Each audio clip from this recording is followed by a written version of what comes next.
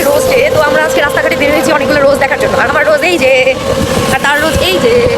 তো ফার্স্টেই তো আমার কথা শুনে আপনারা বুঝতেই পেরেছেন, তো আজকে রোজ ডে ছিল। তো রোজ ডে কিছুই না, আমি আসলে প্রতিদিন বিকালে হাঁটতে যাই, এটা আমাদের ডেইলি রুটিন। তো আমি আর ও হচ্ছে হাঁটতে গিয়েছিলাম, দেন হচ্ছে রিক্সায় করে আমরা থানা স্ট্যান্ড যাচ্ছিলাম। তো রোডের মধ্যে হচ্ছে দেখলাম যে ম্যাক্সিমাম মানুষ, ছেলে মেয়ে উভয়ের হাতে গোলাপ। তো নর্মালি আমরা গিয়েছিলাম ধাবায় অ্যান্ড চা খেলাম। তো হাঁটতে হাঁটতে যাচ্ছি, তো ও হুট করে একটা ফুলের দোকানে চলে যায়, আর আমি তো ওখানে গিয়ে ফুলের ভিডিওগুলো করছিলাম। ও আমার জন্য একটা সুন্দর গোলাপ ফুল চুজ করে দেয়, আর ওই ভাইয়াটা ফুলটা হচ্ছে সুন্দর করে কাটাগুলো কেটে আমাকে দেয়। তো আলহামদুলিল্লাহ, আমি আমার লাইফে ওর মধ্যে একটা মানুষকে পেয়েছি। আর গোলাপটা আমার পছন্দ হয়, অনেক বেশি পছন্দ হয়। তো আমরা বাসে এসে আমাদের বিয়ে ছবিগুলো দেখতে থাকি। তো আজকে আমাদের রোজ ডেটা এইভাবেই কেটেছে।